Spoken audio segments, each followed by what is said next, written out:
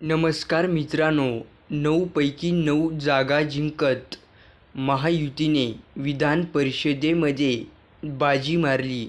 मात्र मवियाने आपल्या 3 पैकी 2 जागा जिंकल्या. मात्र झालं असं, जयंत पाटलांचा या निवडणुकीमध्ये पराभव झाला. ठाकरेंनी हट्टापायी नार्वेकरांना दिलेली उमेदवारी यामागे कारणीभूत असल्याचं म्हणलं जात आहे. सतत एक चर्चा होती, भाजप आणि अजित पवार गट काँग्रेसचे आमदार फोडणार. अगदी तशाच प्रकारचं झालेलं आपल्याला पाहायला मिळत आहे. काँग्रेसचे प्रदेशाध्यक्ष नाना पटोले यांनी सुद्धा असंच म्हणलेलं आहे.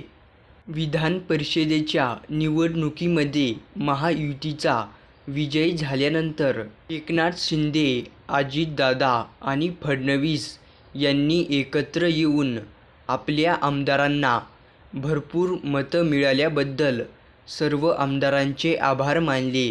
तर दुसरीकडे काँग्रेसचे मोठमोठे नेते यांनी पत्रकार परिषद घेत असं वक्तव्य केलं, ज्यांनी गद्दारी केली त्यांच्यावर कायदेशीर कारवाई होणार. काँग्रेसचे नेते नाना पटोले यांनी पत्रकार परिषद घेऊन अशी माहिती दिली. नाना पटोले यांनी असं सुद्धा म्हणलं की काँग्रेसचेच काही आमदार हे गद्दार आहेत. ज्यांनी क्रॉस मतदान केलं ते लवकरच भाजपमध्ये जाणार, असं सुद्धा चर्चांना उधाण आलेलं पाहायला मिळत आहे. पण असं जरी असलं तरी काँग्रेसच्या कोणत्या नेत्यांनी क्रॉस वोटिंग केली, तर सर्वात आधी आपण समजून घेऊ की काँग्रेसचेच आमदार का फुटले जात आहेत. मवियाचे 12 मतं महायुतीकडे शिफ्ट झाले. यामध्ये सर्वाधिक मतं काँग्रेसचे फुटले असल्याचं म्हणलं जात आहे. तर काँग्रेसच्या आमदारांमध्ये कोणते असे आमदार आहेत ज्यांच्यामध्ये संशय येत आहे की यांनी क्रॉसिंग वोटिंग केली आहे? पहिलं नाव येत आहे ते ईशान सिद्दीकी यांचं.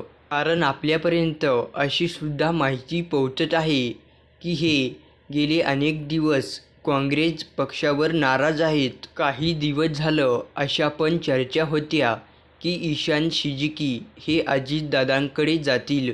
पण त्यांचं म्हणणं असं आहे की आपण काँग्रेस सोडणार नाहीत, आपण काँग्रेसमध्येच राहणार आहोत. या काही दिवसात काँग्रेसची बैठक झाली, त्यामध्ये ईशान सिद्दीकी हे उपस्थित राहिले नाही. ते म्हणाले, आपल्याला काँग्रेसच्या बैठकीमध्ये बोलावलं नाही.